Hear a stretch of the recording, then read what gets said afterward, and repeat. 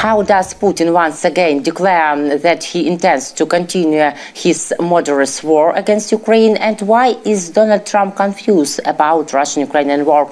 These and other topics we will discuss right now. My name is Irina Uzlova, and today with us is Michael Sheitelman, political strategist. Michael, hello. Glad to see you very much. Thank you for your time and for joining us. And good evening, Irina. Good evening, everybody. We saw night Moscow, Moscow saw nightmare, and drones against Moscow and Moscow regions. Drones of goodwill and divine providence continue to prepare Moscow for Victory Day, as I say about it. So, Michael, how do you think? Should we expect a strike on May 9th against legitimate military targets in Moscow, or a provocation from the Russian Federation itself? Well, really, today's strike to Moscow region, it was like rehearsal of May 9th. And at May 9th in Moscow is a great military parade. And they had a rehearsal, their own rehearsal of parade today, by the way, in Moscow.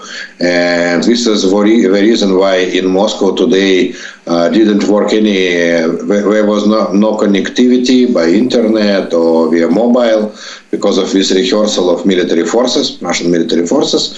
So Ukrainian army at the same moment has its own rehearsal of strike towards Moscow.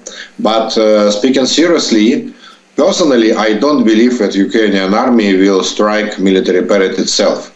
Yes, it is absolutely a legitimate military target because the militaries and army people and armored vehicles of Russian army and North Korean army, they will go through the Moscow and through the Red Square, and each military object on the territory of Russian Federation is a legal military target, yes.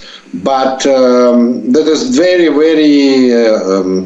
very difficult to strike that, because I believe that all the electronical tools and all the counter-missile tools of Russian Federation will be concentrated around this place. So this is a good opportunity to strike in another place.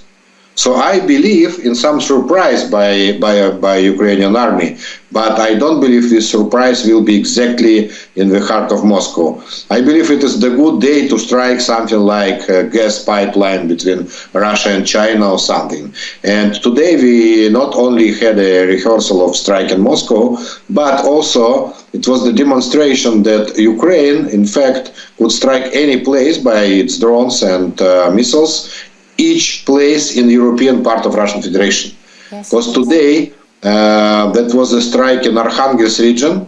At least in Arkhangelsk itself, there was closed the airport because of the Ukrainian drones. And this is the most remote place in Russian Federation where Ukrainian drones struck till now.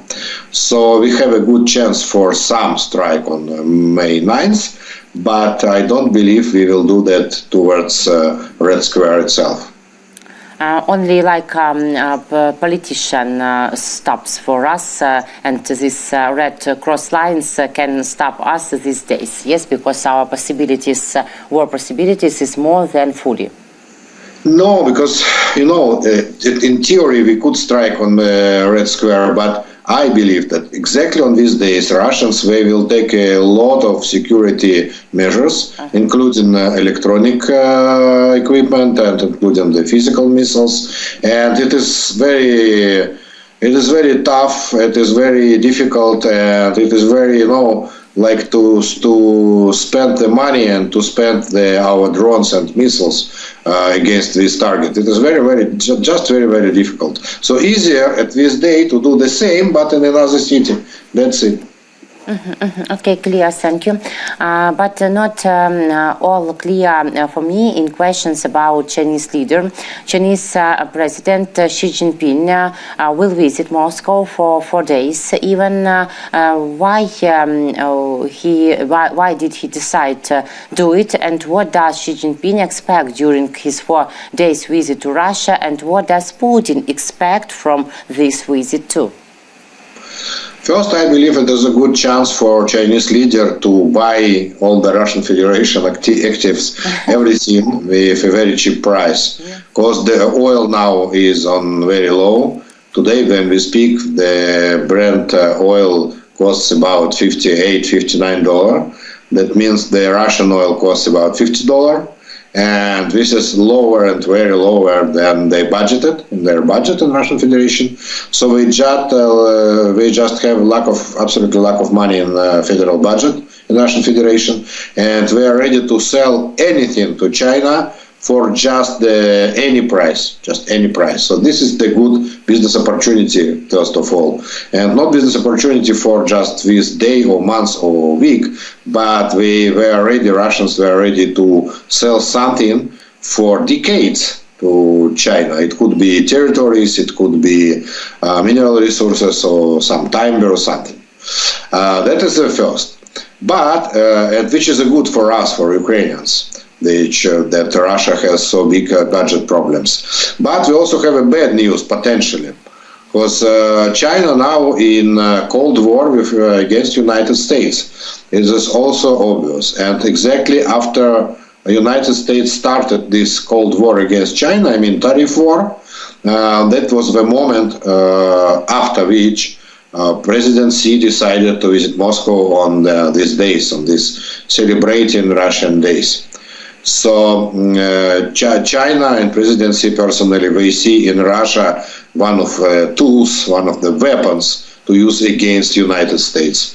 They use different weapons. They use Pakistan, for example, as the tool and as a weapon against India, which is American ally in the region, and they will use Russia against Ukraine and Russia against Eastern Europe, and they will use also Northern Korea because they are partly owner of Northern Korea and they sponsor on North Korea. And it was also Chinese decision, not only Korean decision, to send shells and troops from North Korea to Russia, to save Russia from military defense, in fact. So this is the moment when President Xi could potentially deepen these ties and send more Korean troops and send more shells and more weapons to Russian Federation as a part of cold from Chinese point of view, it will be a Cold War, but it will be hot war of Russian Federation against the Europe and all the civilization. What can you say about Prime Minister of Slovakia, Robert Fico, who decided to go visit Moscow on May 9th, and about another pro-Russian politician, Alexander Vučić, Serbia's president? He told that he felt ill before these days. Well, Vučić was in most complicated position. Because on one hand, he decided to go because a lot of Serbians, his electorate, they support Russia. Serbia is the country where Russia has a great support historically, from a very long time ago, from the history not of Russian Federation but of Russian Empire, on one hand.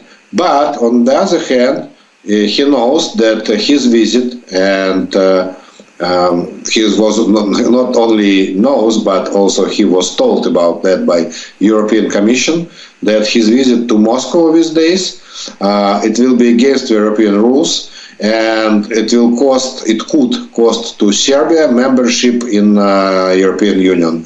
Maybe not membership at all, but at least the negotiation about membership of Serbia in European Union. And a lot of Serbians, and I believe the most of Serbians, they support joining the European Union. Serbia joining the European Union. So on one hand, your electorate want that. On another hand, your electorate don't want that. So this is difficult to choose, and better not to choose. So better to be ill in this situation and not to choose between two bad choices. And speaking about Slovakian Prime Minister, he is, for my sorrow, a good ally of Russian Federation. And he also, as you remember, then he was elected. He was elected during the Russian-Ukrainian war. He stopped supplying Slovakian weapon to Ukraine and stopped any military aid to Ukraine. And he's a Putin friend and supporter. And he just goes to support Russia, to support Putin. And there is certain reason for that, because that is not a joke. That is very serious. That nowadays fascists and Nazis, this is Russians. Yeah, like 80 years ago, Germans were Nazis. Like now, Russians were Nazis, and they behave like fascists and Nazis. And we also started the biggest war in Europe after the Germans started that. But what is the role of Slovakia was in the World War II? Let's ask ourselves, yeah? So Slovakia was the only country, only state, who also started the World War II war in Europe together with Germany. The day September 1st, then Germany attacked Poland in 1939. That was not only German army, but German army in the union with Slovakian army. So only two armies, German and Slovakian, they started this war. Not Spaniards, not the Italians were in this army, which participated afterwards in the war against against Soviet Union. But the attack against Poland was by German and Slovakian army. So Prime Minister of Slovakia in this event is a symbol of like the fascists and Nazis of 8 years ago. They make a salute towards modern Nazis and fascists. So it is very symbolic gesture. Yes, more than. Putin gave a long, meaningless, awful interview to propagandist Pavel Zarubin. They called it a movie, Russia, Kremlin, Putin, 25 years. We listened to 1 hour and 37 minutes of this nonsense speech, which, by the way, we had already heard before. All these statements, they are not new at all. What key messages did Vladimir Putin try to convey in his interview with Zarubin? How do you think? How would you describe the tone and style of these answers? And did Putin reveal maybe any new information or targets or perspectives that hadn't been shared before? Well, interesting when they called that the movie. It is like, Lego the movie and Minecraft the movie. You could play Minecraft and suddenly it appears that this was movie, yeah? So Putin the movie, yeah? Agree. And then the name of this movie is Russia, Kremlin, Putin 25 years. And we wanted, and our wish is just to cut it to Putin 25 years and 25 years in jail, yeah. So the second half of the name of this movie, it is very good sound. Putin 25 years. But seriously speaking, I listened to all these texts and all these speeches, and all these speeches were not new, absolutely. They are part of different other speeches, part of them, by the way, from interview of Mr. Putin to Tucker Carlson, American journalist. Then he speaks about all this long Russian history, Peter Dererste, and I don't remember all the history of 1,000 years. When the real history of his country, of Russian Federation, is 33 years from 1991. But he wants to be like, a long history country owner. But this is not true. But he tries, he very, very trying. But all other messages about, about the war in Ukraine, and he didn't speak as a politician about the war in Ukraine. It was more emotional speech, like our guys, our heroes, etc., etc. The same about another topics. It was emotional speech, like Russians were not about money, were about spirit, etc., etc. So we didn't receive any information from the speeches of Mr. Putin. But I have a good news. We have a lot of information about Mr. Putin, about his personal life from the picture. We have a picture, not only sound, not only words. Yeah, in the words he could say what he wanted us to hear. But the pictures, they are real.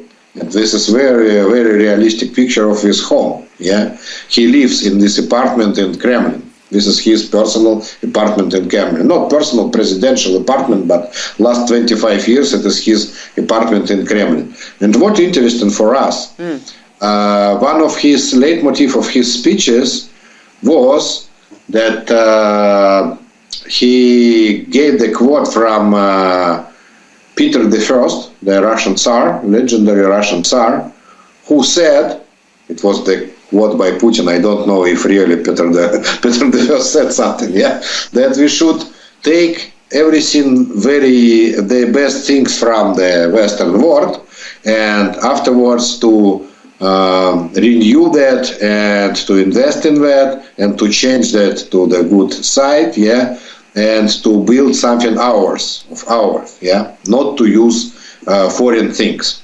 The second message was that the Russian Federation, we are the only country who stays against all the Western world.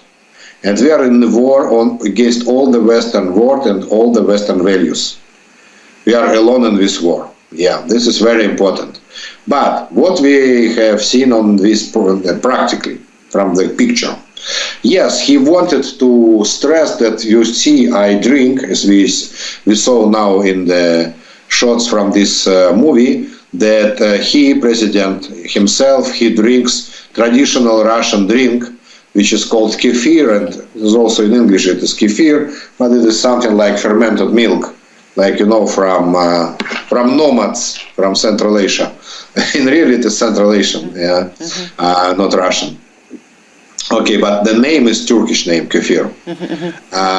But when you pay attention to all the details and not to this kefir, we see, for example, that all of his kitchen equipment is German kitchen equipment. His frigidaire is Liebherr frigidaire. His coffee machine is Bosch. His oven is also, I don't remember exactly, but it is also by some German brand. And all the equipment is German. Absolutely all the equipment.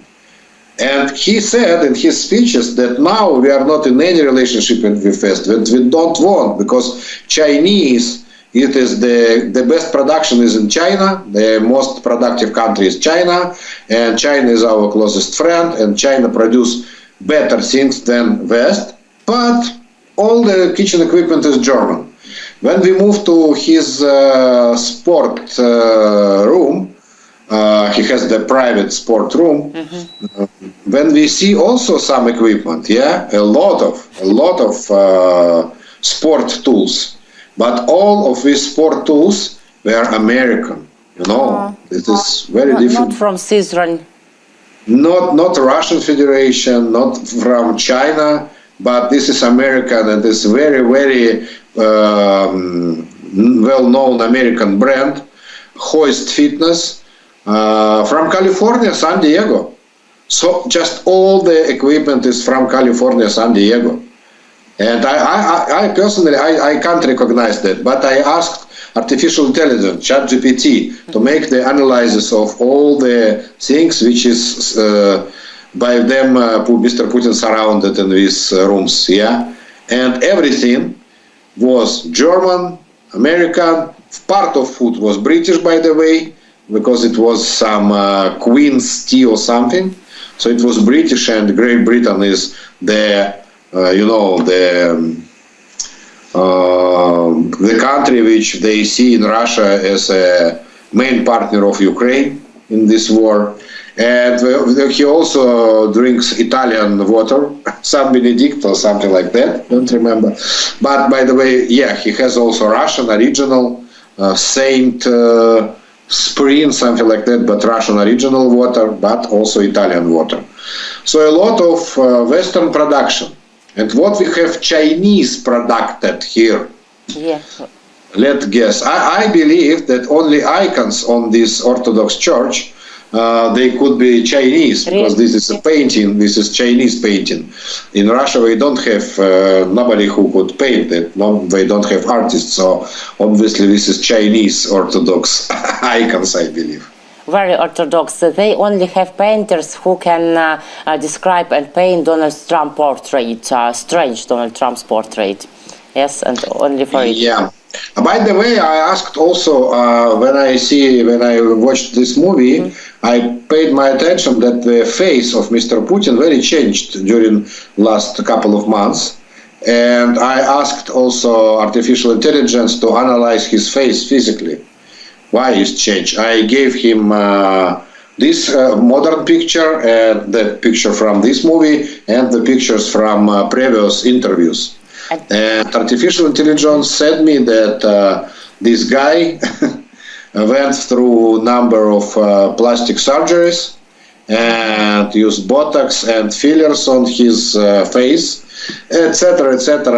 I will not list all the list of different cosmetic procedures and surgeries. Yeah, there was a long list rather. Maybe it was unreal Putin. For me, as independent observer, it looks like real Putin, absolutely real Putin.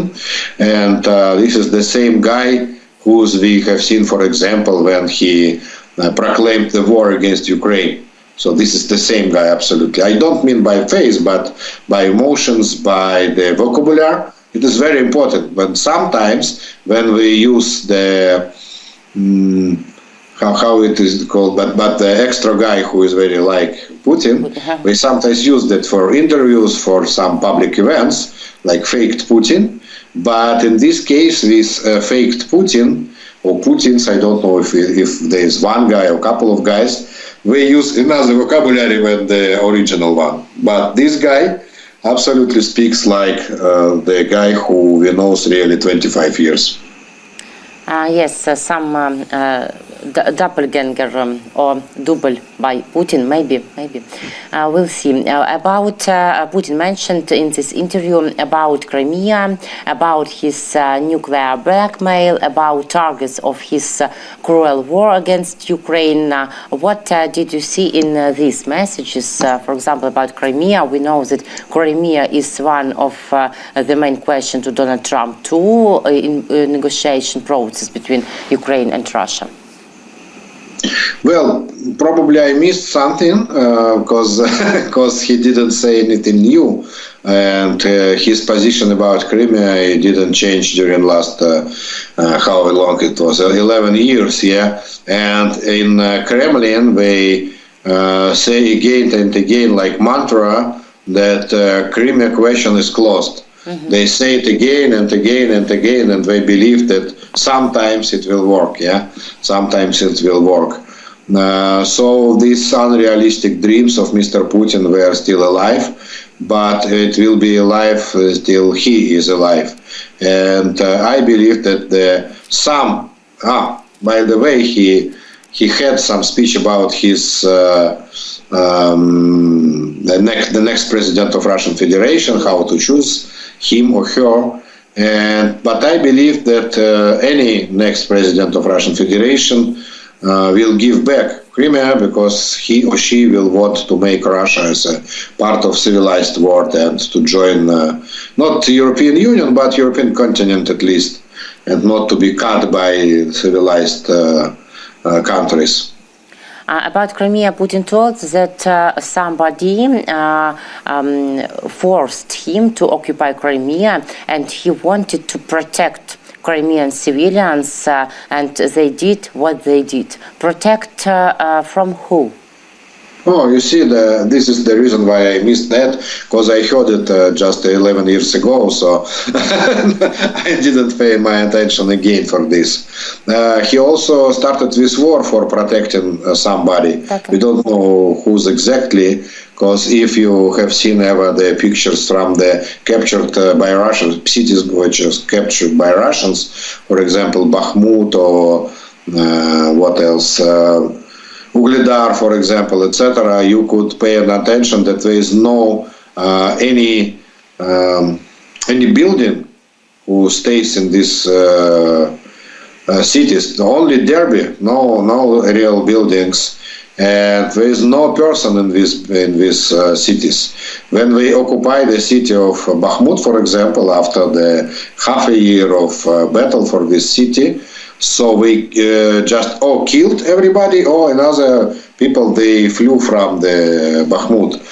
Before a war, it was the city of 50,000 or something like that people. Now it is zero population. The zero population in other captured cities like Avdiivka or Ugledar, just a zero population. So they destroy everything. So it is not clear what way or whom they want to protect in this war. And speaking about Crimea, his version, we are knowing that he speaks that in Crimea people they want to speak Russian, and in Ukraine obviously the official language is Ukrainian, not Russian.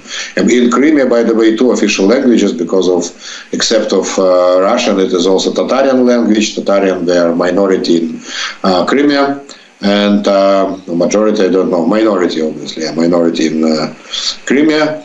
But he wanted to protect their right to speak Russian language. Well, you know, speaking about these ideas, we know that in Russian Federation there is about 6 million Ukrainians. So by this theory, Ukraine should capture all the Russian Federation, because in Russia there are no Ukrainian schools, you know, and Ukrainian language is not official in Russia, in spite of 6 million Ukrainians lives in Russian Federation. So this is the logic of just some old-fashioned guy from Soviet Union, like all this apartment, you know. It just when I watched that, it looks like Russian Soviet apartment from the rich guy from Soviet Union. All the design, I mean, this is so old-fashioned, like from 30 years ago, more than 25, obviously, more than 25 years ago. And not only in these objects inside room and architecture, but in their minds, it's also exactly. This is connected, Irina. This is connected one to other. This is the reason why I mentioned this old-fashioned design, because if person lives in this apartment 25 years, in this very old-fashioned design, so obviously inside we also could find the same things, the same shit, let's say, the same Soviet old-fashioned ideas and old-fashioned mind. Yes, exactly. And one more question. Donald Trump also gave interview, not 1 hour and 37 minutes, less than this number, near 1 hour, to NBC News, to program Meet the Press. US President Donald Trump, who had previously repeatedly claimed he could stop the war in 24 hours, is saying more and more often that achieving is harder than he expected. Still, he does allow for the possibility of peace deal between Kyiv and Moscow, and in this interview for NBC's Meet the Press, Trump said that the US is closer to one of the sides in negotiations to resolve the Russia-Ukraine war, but didn't specify which side. The American president was asked whether the conclusion of a deal on natural resources between Kyiv and Washington brought the peace deal between Ukraine and Russia closer. Trump says he hopes so.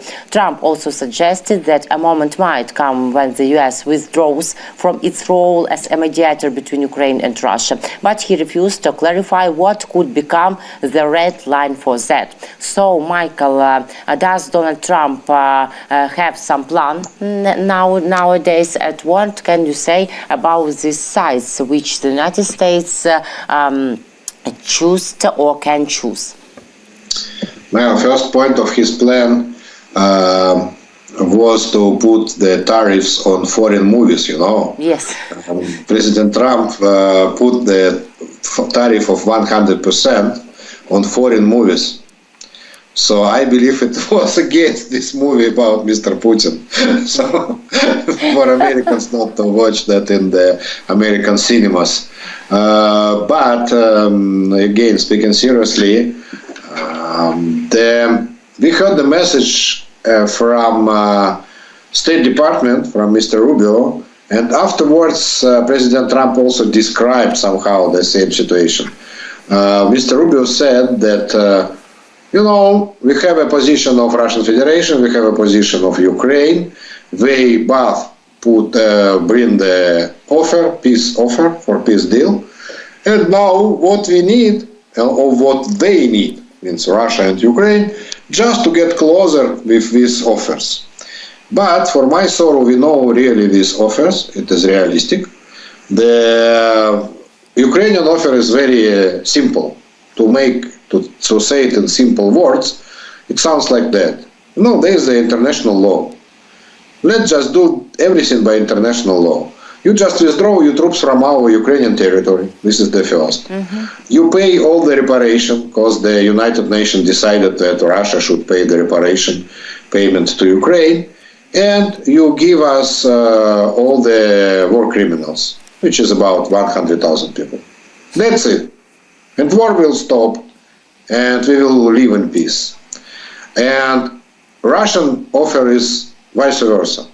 Give us all the territory of Ukraine or some part of the regions, and give us as a present to Russian Federation, and destroy your army, and change your president, and change your political authorities, and something else I don't remember, because this is anecdotal conditions.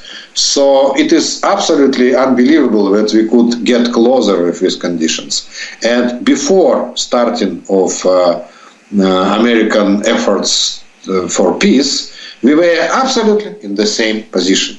So the positions didn't change during all of these 100 days of Mr. Trump. So it is difficult to see why it will be changed during next 100 days if United States will behave the same way, not to put pressure on Russian Federation. Just to speak to them, just to ask what you want. Oh, no, it's not about Russia, yes. They don't understand such language. They only understands language of strength, and that's all, and power. Not only, but we knew exactly what they want. We knew exactly. You could ask us. Why to ask Mr. Putin? Yes. And J.D. Vance, Vice President of United States, he said, wow, during first 100 days we heard Russia and we understood what they want. Wow, magic, that is good news. We knew what they want and they say it every day. So yes. Why you spend for this 100 days? So if the next step is to put new sanctions on Russia and to supply the new weapon to Ukraine, it will be a good move towards the peace. But if you don't do these steps, so there will be no good steps by America to the peace deal. Michael, thank you very much for your interesting thoughts, for your time, and for your professional opinion. See you next week. Take care. Thank you, Irina. Bye. Bye. Michael Sheitelman, political strategist. My name is Irina Uzlova. Thank you guys for joining us, for viewing. Left your comments under this video. Please make your like and subscribe to our YouTube channels War and Politics 24 and Michael Sheitelman too. Thank you. Take care.